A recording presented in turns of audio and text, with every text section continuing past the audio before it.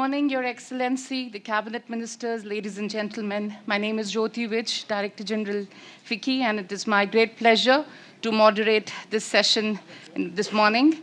To deliver the welcome address, it's my privilege to introduce Mr. Harshvardhan Agarwal, President of FICCI and Vice Chairman and Managing Director of Imami Limited.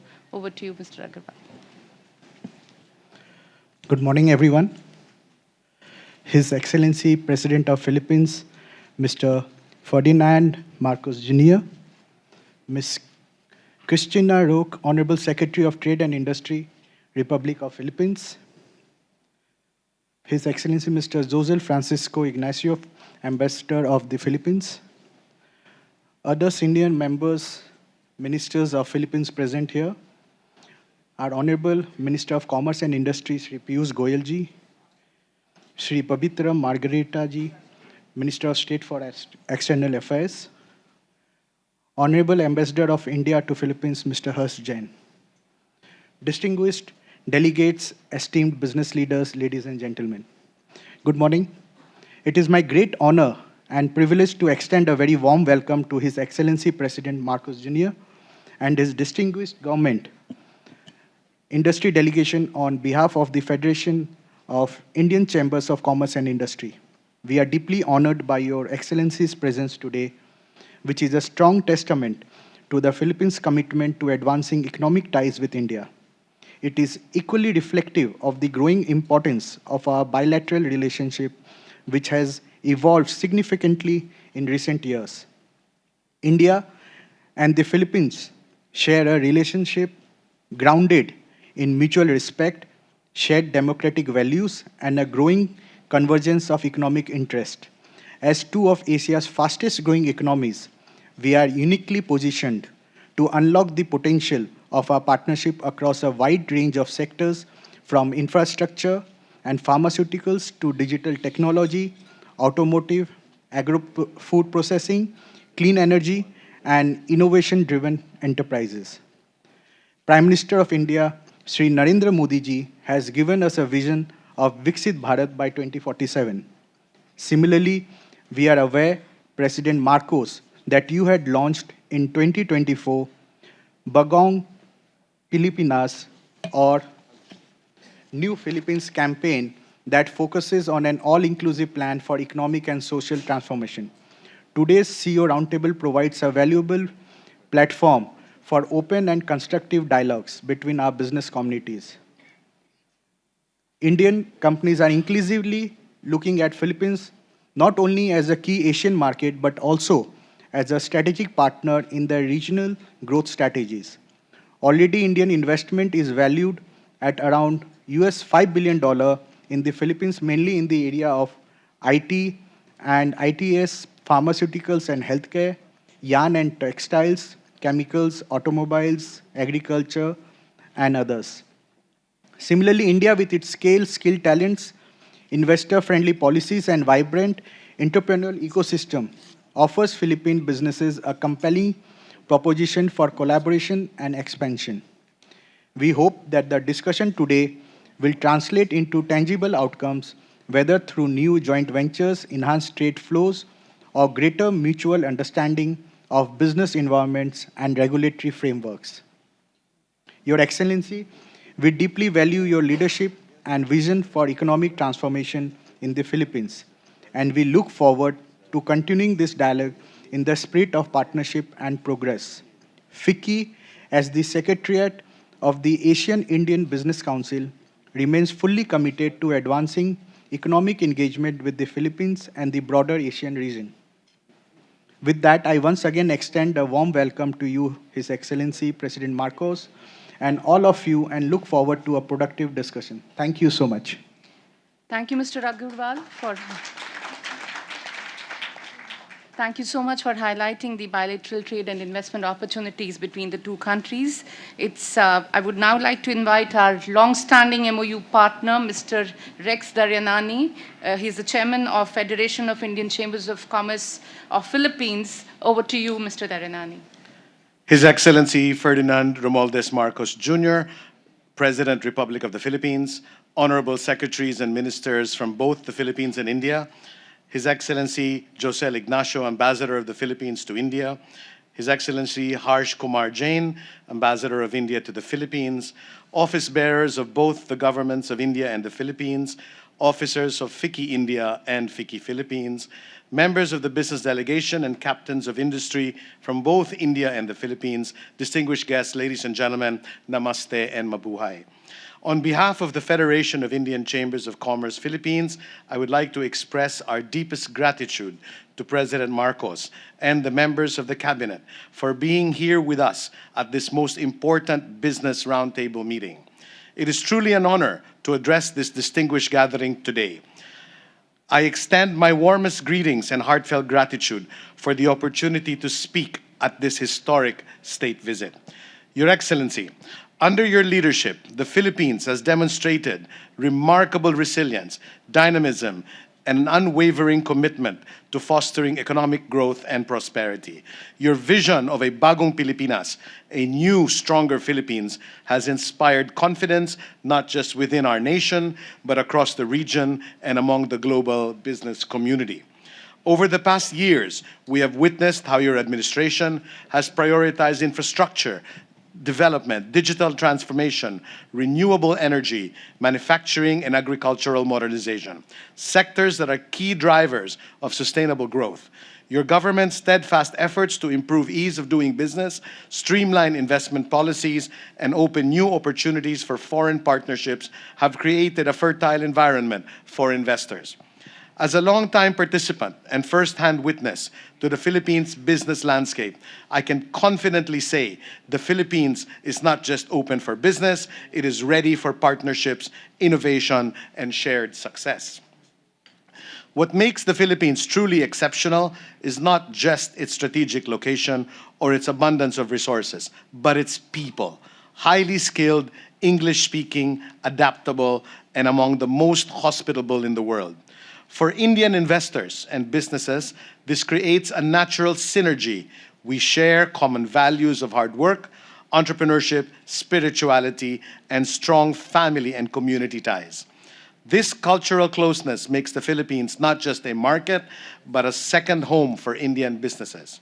Today, the Federation of Indian Chambers of Commerce Philippines proudly represents hundreds of Indian enterprises that have established strong roots in the Philippines, ranging from IT, pharmaceutical, distribution, retail to renewable energy, business process outsourcing, and agribusiness, to name a few. These businesses have flourished not only because of market opportunities, but because of the transparent policies, government support, and the spirit of collaboration fostered by your administration, Mr. President. To the captains of Indian industry gathered here today, I stand before you, a living testimony that the Philippines is a place where investments do not just survive, they thrive. The government is a partner. The environment is business-friendly, and the opportunities are boundless. Now more than ever is the time to explore and expand our economic ties with this great nation. Rest assured, our chamber shall be your partner in your journey as you discover and start to love our beautiful Philippines. I end with a call to action to all of us. Let us not only talk about opportunities today, but commit to shaping tomorrow together through bold investments, transformative partnerships, and shared innovation between India and the Philippines. I quote Dr. APJ Abdul Kalam, former President of India, missile man of India, who said, "Dream, dream, dream. Dreams transform into thoughts, and thoughts result in action." And from our very own Jose P. Laurel, former President of the Philippines, "No man can live, no nation can exist except in mutual aid and helpfulness, and with other men and other nations." Let the words and wisdom of these two great presidents be our driving force to move forward, together in unity, brotherhood, and one spirit, and take our relations to heights never reached before. We are ready. Thank you. Dhanyavad. Maraming salamat po. Mabuhay. Thank you so much. Indeed, a lot of commonalities and a lot of opportunities. Thank you once again. It's now my honor to invite Honorable Ms. Christina Roque, Secretary of Department of Trade and Industry of the Republic of Philippines, to deliver her remarks. Madam Secretary, the floor is yours. Namaskar. His Excellency President Ferdinand R. Marcos Jr., fellow members of the Cabinet, Ambassador Josel Ignacio of the Philippine Embassy in New Delhi, Honorable Shri Piyush Goyal, Minister of Commerce and Industry, Honorable Pabitra Margarita, Minister of State of External Affairs, Ambassador Harsh Kumar Jain of the Indian Embassy in Manila, distinguished CEOs and business leaders from the Philippines and India, ladies and gentlemen, a pleasant morning to all of you. On behalf of the Department of Trade and Industry, it is my distinct pleasure to welcome you to the Philippines-India CEO Roundtable. This roundtable convenes leaders who are actively shaping the future of Philippine-India economic ties. Your participation signals our shared commitment to translate opportunities into actions and our intentions into investments. Mr. President, today's discussions bring together companies from high-impact sectors, including infrastructure, healthcare, clean energy, information technology, digital services, and electric vehicles. These are the industries that fuel economic growth and build more resilient, sustainable, and future-ready economies. To our esteemed Indian partners, we warmly welcome your expanding interest in the Philippine market. We view your companies not merely as investors, but as long-term partners in nation building. Our strategic location in Southeast Asia and preferential access to key markets through our extensive network of free trade agreements also makes us one of the most reliable partners. To our Filipino companies operating in India, we recognize your pioneering spirit in venturing into this vast and vibrant market. We understand the unique challenges of doing business abroad, and I assure you, the Philippine government stands firmly behind you. We are here to listen, to support, and to champion your interest. Mr. President, thank you for your unwavering leadership in championing our economic diplomacy. Your presence here today sends a powerful message of our government's commitment to fostering a more competitive, connected, and collaborative Philippine economy. Thank you once again for being here. Our sincere gratitude also extends to the Federation of Indian Chamber of Commerce and Industry for their invaluable support in the Department of Trade and Industry's effort to deepen our trade and investment partnership. Maraming salamat, Dhanyavad, and mabuhay. Thank you, Madam, for reaffirming, the opportunities that both countries have and the commitment that your country has been showcasing to work with us. It's now my honor to welcome Mr. Piyush Goyal, Honorable Minister of Commerce and Industry, Government of India, one of the most dynamic leaders we know we have worked with. May I request you, sir, for your remarks? Thank you very much. His Excellency Ferdinand R. Marcos Jr., the Most Honorable President of the Republic of Philippines, Her Excellency Ms. Christina Roque, my colleague, Secretary of the Department of Trade and Industry, and somebody with whom yesterday I've had a lot of engagement and time to discuss huge potential that has remained untapped over the years, and our shared commitment to make that happen in the next few years under your leadership, sir. His Excellency Mr. Frederick Go, the Special Assistant to the Honorable President for Investment and Economic Ties. Of course, I've had some very private moments with him, trying to teach him how to eat pan. Thank you for your commitment to this partnership and the bright future that we both see before us for the Indo-Philippines relationship and friendship. Her Excellency Ms. Teresa Lazaro, the Secretary of Foreign Affairs, His Excellency Mr. Ralph Recto, Secretary of Finance, His Excellency Mr. Teodoro Harbosa, Secretary of Health, His Excellency Mr. Henry Aguda, Secretary, Information and Communication Technology, both ambassadors, Ambassador Jain and Ambassador Ignacio, all the very, very distinguished captains of industry from the Philippines and India who have assembled here this morning. A very, very warm welcome to Honorable President, the largest delegation that has ever come to India of the cabinet, of the political leadership and the business leadership. Truly very, very exciting times ahead of us.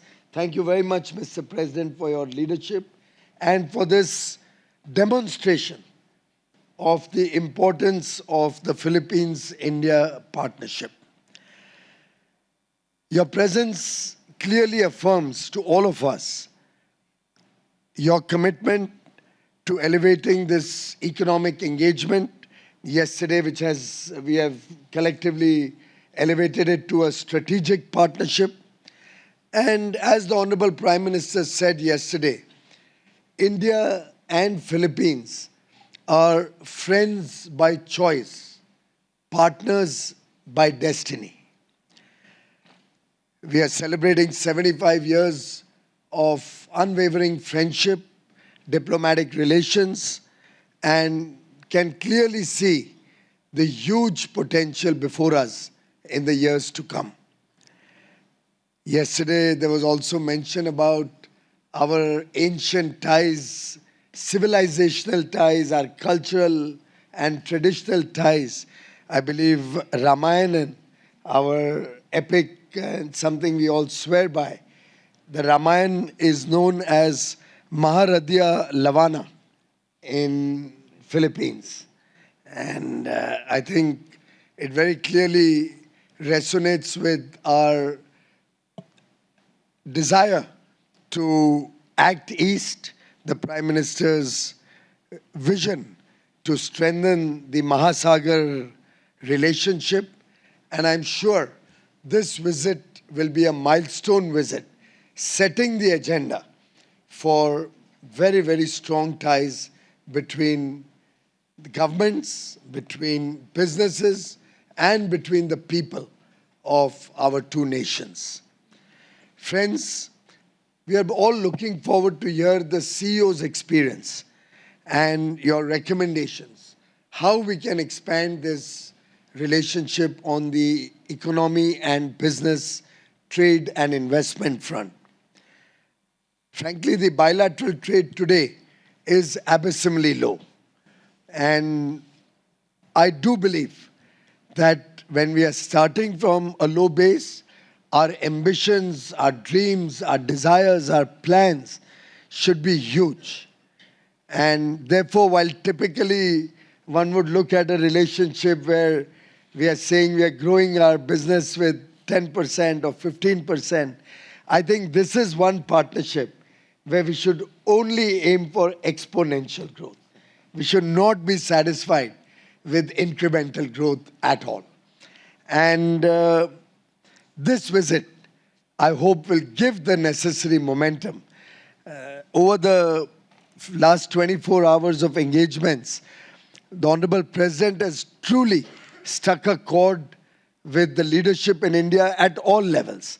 And you will observe as we go along the day today, the very open mind and willingness to engage on a very, very wide variety of subjects that the Honorable President has demonstrated yesterday is truly heartwarming. I remember my colleague, Ms. Christina, telling me that, oh, we just cut the bureaucratic red tape. If there's an investor, just send him right down to my office. Frederick was so kind as to say, any problem, anytime, our doors are open. And that's the kind of openness with which I think we can really grab huge opportunities for businesses on both sides. On my end, I can assure businesses from Philippines, our doors will be open for you 24/7. And we'll be very, very happy and delighted to welcome you, your teams, your delegations, your sectoral industry groups, and we'll always be very, very happy to facilitate it. FICCI will be our nodal Chamber of Commerce who will engage with Philippines. At some stage going forward, we should even endeavor to have offices of FICCI in the Philippines to have a ease of engagement or doing business. And I really think that just like we decided yesterday to have a preferential trade agreement and we finalized the terms of reference, which we hope to start quickly, we can use that as the basis of strengthening our bilateral ties and seeing what businesses truly desire or require to help you in expanding your footprint in each other's countries. In fact, I was telling Her Excellency Ms. Christina that with the UAE, India was the first country to do a CEPA, and I compliment you. I believe you have also concluded negotiations with the UAE on a CEPA.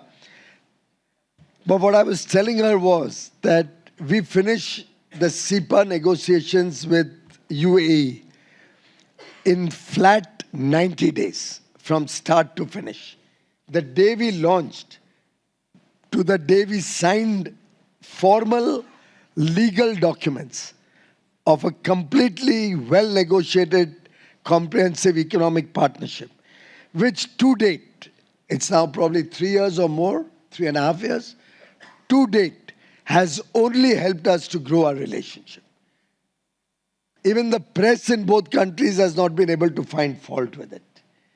So it's possible that when we do things fast, we can do it efficiently, and we can truly get outstanding results from that spirit of friendship, from that spirit of understanding each other's sensitivities and trying to look at the low-hanging fruits and expanding on areas of mutual interest rather than struggling on areas where we really don't have much potential.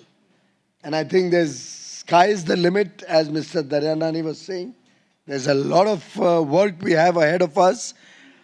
The India opportunity is probably known to many of you. It's a $4 trillion economy, 140 crore, 1.4 billion young Indians, of course not as young as the Philippines. Their average age is only 25, which I discovered yesterday. And we are not too far behind. We are about 28.4. Together, this young population of Philippines and India can move mountains. Together, we can have transformational results in this partnership.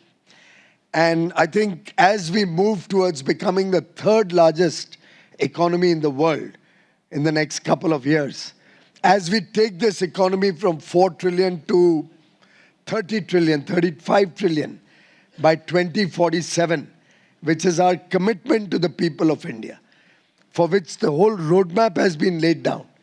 We would look at Philippines as our trusted partner, and we offer to you our friendship and our commitment to work jointly with you, sir, and together let us take both our economies to greater heights.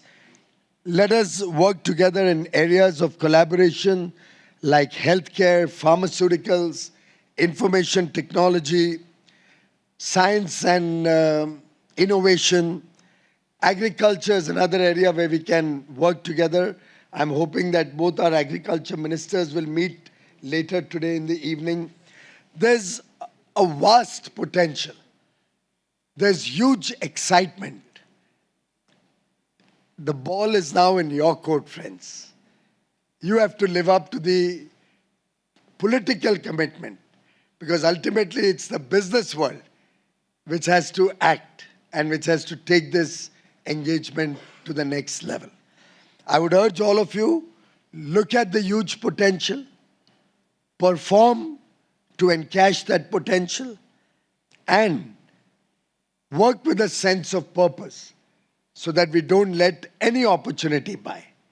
Let's together put this comprehensive action plan of both nations into action. Let's get some quick outcomes, quick results.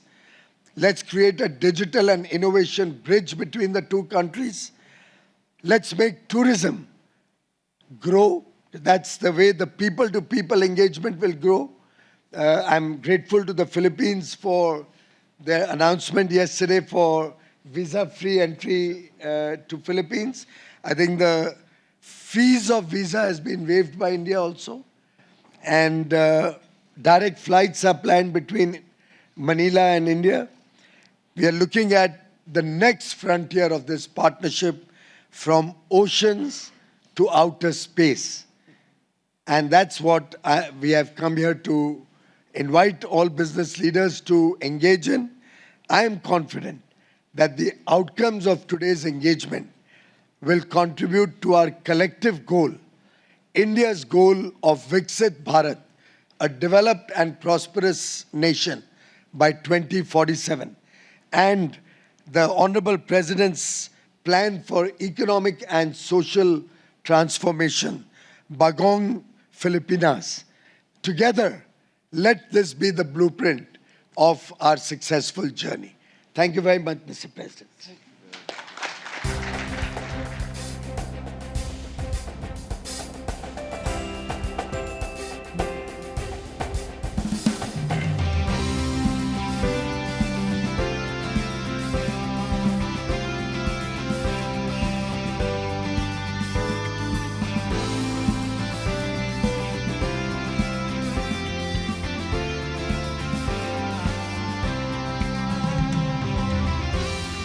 Thank you, and good morning. The Minister of Commerce and Industry, Piyush Goyal, the Minister of State for External Affairs, Pabitra Margarita, of course, the Trade and Industry Secretary, Chris Roque, and the other members of the Philippine Cabinet. And I would just like to point out that half of the Philippine Cabinet has accompanied me on this trip, which is an indication of our commitment to making this a productive and constructive visit, for which we are hoping to bring home much progress in the deepening relationship between India and the Philippines on many fronts. And as well, the number of cabinet secretaries with me indicates the areas of potential that we see, the multitude areas of potential that we see that we can surely develop between India and the Philippines. I would also like to greet the FICCI President, Harsha Vardhan Agarwal, and the FICCI Philippines Chairman, Rex Darianani, and my friends and partners from the Philippines and from India, ladies and gentlemen, good morning. Namaskar. On behalf of the Philippine delegation, I wish to thank you all for coming to join us at the CEO Roundtable. And I would like to note, of course, and commend the Department Industry and the Federation of Indian Chambers of Commerce and Industry for organizing this roundtable. These engagements are vital in creating the spaces where governments and businesses can come together, not simply to exchange ideas, but to build real partnerships that support jobs, innovation, and inclusive growth. It is a pleasure to be in New Delhi today. My visit to this country is a reminder of the deepening friendship and shared aspirations between our two peoples. I am most grateful to be welcomed by your confidence in the Philippines and in the Filipino people. Our discussions today have demonstrated the strength of our strategic partnership, especially in trade and investment. It certainly shows how far we have come and how much more we can achieve if we continue to work together in a spirit of cooperation and shared prosperity. The Philippines and India are natural economic partners. We are two of Asia's fastest growing economies. We are powered by a youthful, skilled population. Moreover, we are both committed to building resilient, innovation-driven economies that deliver opportunities for our peoples. I am proud to share that our economy has sustained its growth momentum, recording a 5.7% GDP growth last year. Our financial and banking sectors are healthy and robust, and our credit rating continues to improve and to receive stable and positive investment grades. Indeed, the Philippines' economic achievements in the past year reflect the sustained efforts of this administration, supported by the private sector, in fostering an enabling business environment. We are doing this by cutting red tape, lowering the cost of doing business, and improving competitiveness, providing a red carpet welcome to investors around the world. To support these goals, the Philippines has initiated important legislative amendments to existing laws to further open the economy to foreign investments. I assure you that the Philippine government is steadfast in its commitment to continuously support current and prospective Indian investors. We began by tackling one of the most common investor concerns, the bureaucracy. I issued Executive Order Number 18 establishing green lanes for strategic investments. This ensures expedited, streamlined processing of strategic investments across government agencies and local units. Our goal is to eliminate red tape, reduce uncertainty, and create a seamless experience for high-impact projects. We also passed the Public-Private Partnership Code of the Philippines to consolidate and modernize our PPP frameworks. This makes it easier and more attractive for the private sector to participate in infrastructure and development projects. The law simplifies approval processes across national and local levels. It sets clear thresholds for project classification and strengthens institutional support through an empowered PPP center, a dedicated governing board, and streamlined funding mechanisms for project preparation and risk management. In our transition to a clean and sustainable energy future, we liberalize foreign ownership of projects involving inexhaustible renewable energy resources, such as solar, wind, hydro, and ocean energy. It is similar to the amendments that we have made to the Renewable Energy Act, which aims to attract more foreign investors in clean energy. We aim to raise the share of renewables in our power generation mix to 35% by the year 2030 and 50% by the year 2040. And we welcome India's collaboration and expertise in engineering, procurement, and construction in achieving these targets. We further strengthened our investment regime through the corporate recovery and tax incentives for enterprises to maximize opportunities for reinvigorating the economy. Trust a politician to come up with a tongue-tying title. So we just call it the Create More Act, which I signed into law in November 2024. Create More clarifies and expands value-added tax and duty incentive availment, simplifies and reduces the cost of doing businesses, enhances global tax incentives and competitiveness, and provides clear rules for transitioning registered business enterprises. These measures ensure that our fiscal incentives remain time-bound, performance-based, and transparent, while responding to the evolving needs of investors. I urge you to further engage the economic team to learn more about such benefits. Our investment environment is the most open and liberal that it has ever been. And because economic growth must rest on strong human capital, we also enacted the Enterprise-Based Education and Training Framework Act, or EBET. This law builds a structured pathway for collaboration between business and the academe, aligning training with industry demand and preparing our workforce for globally competitive careers. These reforms speak to our commitment to create a truly enabling environment for investors, including our valued partners in India.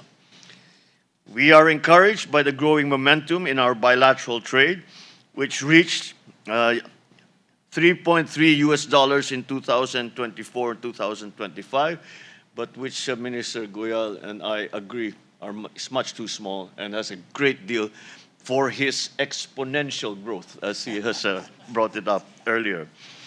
This reflects not only the dynamism of our economies, but also the strength of our complementaries and the value of sustained dialogue between our governments and business sectors. It offers a focused and pragmatic path towards deeper economic cooperation, one that allows us to address sensitivities while maximizing mutual gains. As two of the world's most promising emerging markets, the Philippines and India view the PTA as a strategic platform to harness our shared strengths and elevate our economic partnership. And we are working very hard together to find the common ground so as to make the passage or the agreement of the PTA come as quickly as possible. The very fervent discussion we were having here earlier was just precisely about that, and I think we have found ways to quicken the process. With strong support from both government and business chambers, we are taking concrete steps towards launching formal negotiations. We also continue to encourage stronger business-to-business collaboration in high-growth sectors such as ICT, digital technology, semiconductors, renewable energy, infrastructure, healthcare, and pharmaceuticals. These sectors are aligned with our development priorities and global opportunities. The central tenet of our plans for development in the Philippines is very much to regard our private sectors as partners in this development program. It is a fundamental policy shift in the Philippines. When I took office, and we immediately recognized that the government cannot do everything that we would like to achieve in the time that we have, and therefore we look to the business sector, the private sector, to help us as full partners in that development. We recognize, and this is because we recognize that the government is good at many things, but there are other things that the private sector does better. To sustain progress, I am instructing the Department of Trade and Industry to work closely with their Indian counterparts to convene the Joint Working Group on Trade and Investment at the earliest opportunity. And we have just, again, with the discussions we were having, is to decide is that we will not only are we going to organize a joint working group on trade and investment, but we will also probably granulate that down to industry-specific working groups, so that you're talking apples to apples, oranges to oranges, and of course the government will be there to take notes and to understand what's needed by both sides to make all of these things happen. Furthermore, I am directing the DTI to lead Philippine efforts towards a Philippine-India preferential trade agreement, laying a strong foundation for deeper, more predictable, and mutually beneficial economic integration. I thank all the CEOs for your candor, commitment, and ambition. The Philippine government hears you. We are ready to act and will work closely with our Indian partners to translate your priorities into real opportunities. We are here not only to present to you the Philippines as an investment destination. We are also here to listen to you, and so that we in the Philippines know what it is that you require to bring that investment to the Philippines. As we continue to position the Philippines as a prime destination for strategic investments, we remain guided by our commitment to make it happen in the Philippines, by creating the conditions for investors to succeed, to thrive, and to grow with us. We stand ready to welcome you to our tropical country so you may personally see what a globally competitive Philippines can offer. Let us seize this moment and write the next chapter of Philippine-India economic partnership, one that is more strategic, more inclusive, more ambitious than ever before. Let us build a future where our businesses are not just growing, but thriving together. Thank you. Maraming salamat. Dhanyavad. Thank you.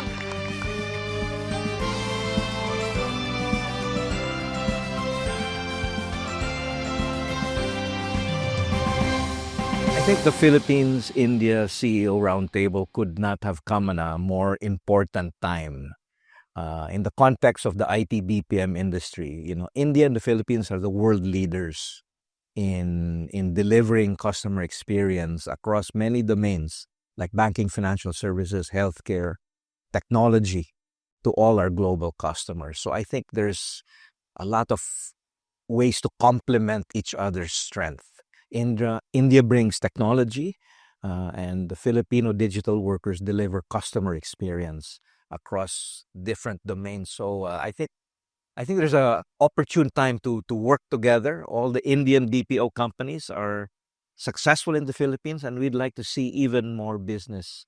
Being the two youngest countries in Asia, I just think there's a strong fit for both nations to work together. So I really congratulate the president for making this very milestone state visit to India.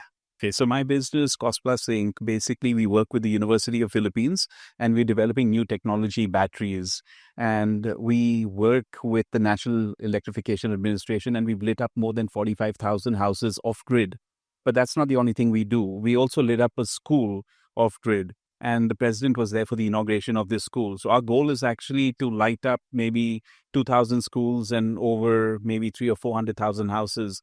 But that's not what we do. We're also interconnecting all these houses and we're providing them with eco-cooking and clean water to create what is really the world's first off-grid fully connected system for utility. It's the only one of its kind in the world, and it totally aligns with what the president wants to do. As he mentioned in his SONA, to light up 1 million houses. But it's not just lighting up houses, it's child development, women development, health development, it's overall development in the off-grid communities. So we feel very blessed to be part of this revolution. And that's not we do. We were invited by the Trade and Industry, DTI, in Hong Kong, and we launched the world's first hydrogen bike. So it's going to be from the Philippines to the rest of the world. It's going to start commercial operations. Kawasaki doesn't have it. Toyota doesn't have it. We have it. It's a hydrogen bike. And we also have a fintech business because, all the projects that we do have carbon credits. So we're going to capture these carbon credits digitally, store it, and then give it back to the people so that the people can benefit from what we're doing. And this is all because of the vision of the president. He started these projects, and we feel blessed to be part of implementing these projects. It will bring real world development. And it's the only one of its kind anywhere in the world that we combine everything. And thank you for the president to be able to give us this opportunity to do this. It's going to be a model born in the Philippines for the rest of the world to follow. So we feel blessed to be part of it. It's really going to revolutionize anything because, for me, like growing up in India and for the last 30 years being in the Philippines, being part of both countries, I see whatever we do in the Philippines can be replicated in India and vice versa. There's so much of synergies between the two countries. Like even our battery technology, it's in the Philippines and India can benefit from that too. So what I'm trying to say is that what we're doing in the Philippines can actually be brought to India. And there's so much from India that can be brought here. So I think the synergies can be fabulous. And we hope to be part of the growth in both these countries.